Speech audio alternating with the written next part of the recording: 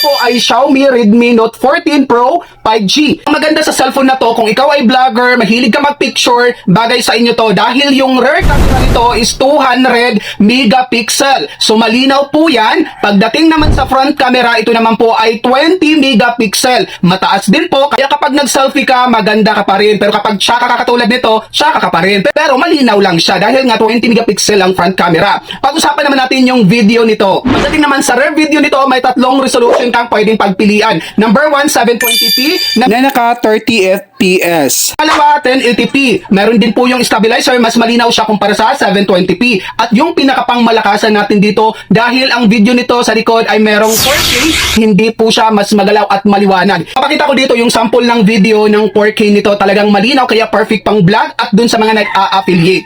Pagdating naman sa mga gamer na gustong bumili nito, chipset po nito ay Mediatek at yung Dimensity naman nito ay 7300 Ultra, 4 nanometer na po ito. At yung CPU naman nito ay octa-core processor, up to 2.5 GHz na po yan. Kaya pang malakasan na rin po pagdating sa gaming. At yung storage naman nito ay mataas dahil ito po ay 256 GB na po yan. Yun nga lang, disadvantage dahil hindi na po ito expandable. Meaning, hindi nyo pwedeng lagyan ng memory card. Kung ano yung internal nito, which is 256, yun lang talaga. So kapag medyo puno na, magdi-delete na kayo ng mga files. And then yung RAM naman nito ay mataas dahil ito po ay 12 GB RAM, 4 GB. So total of 16 GB RAM po ang cellphone na to. Balik naman sa SIM card po, ito po ay dual nano SIM. Yung pinakamaliit na SIM card, dun yung ilalagay nyo po dito, dalawa po. Ito po ay 5G na. So ang advantage ng 5G sa 4G, kapag data ang gagamitin nyo, hindi ka pa nakakapag-upload, automatic na upload niya na. Charis lang, walang ganun. So example ko lang na ganun po siya kabilis kapag nakadata ka. And may 5G dun sa lugar na pupuntahan nyo po. Kasi kahit may 5G yung cellphone natin, kung yung lokasyon nyo is 4G lang yung signal, hindi nyo pa rin magagamit yung 5G.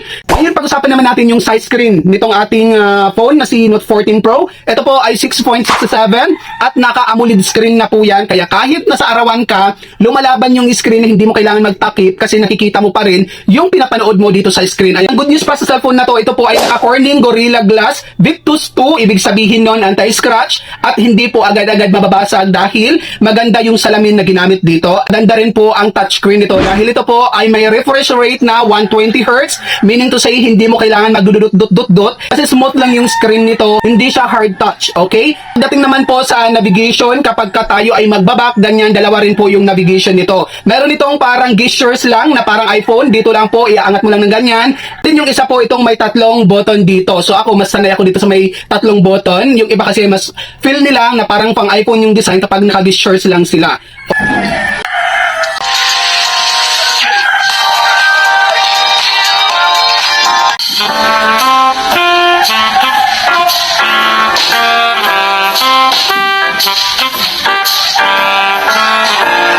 Naman natin yung battery nito. Ito po ay naka 5,110 mAh.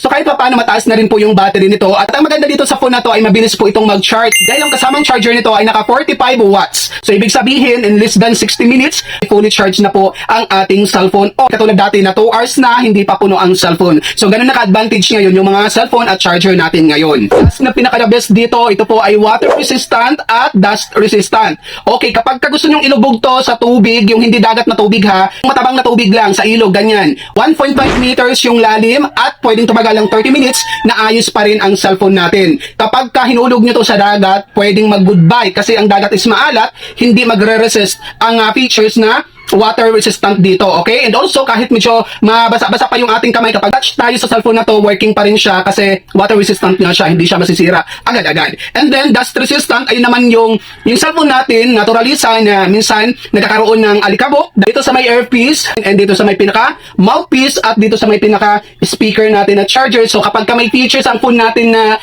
dust resistant, hindi po siya agad-agad masisira. Yung iba kasi kapag walang ganong features, may tendency na nasisira po agad yung phone natin. At dun sa mga viewers naman natin na nandito sa black app, nandito sa orange app, nandito sa blue app, ilalagay ko yung link shop nito dito sa yellow basket. Huwag kayong mag-alala dahil yung ilalagay ko na link shop dyan ng cellphone store ay original po yan, hindi po yan fake. Ayaw natin yung manglalamang tayo sa tao. Huwag kayong mag-alala dahil dati pa ako nagtatrabaho sa gadget store for 14 years, kaya alam ko kung sinong stores yung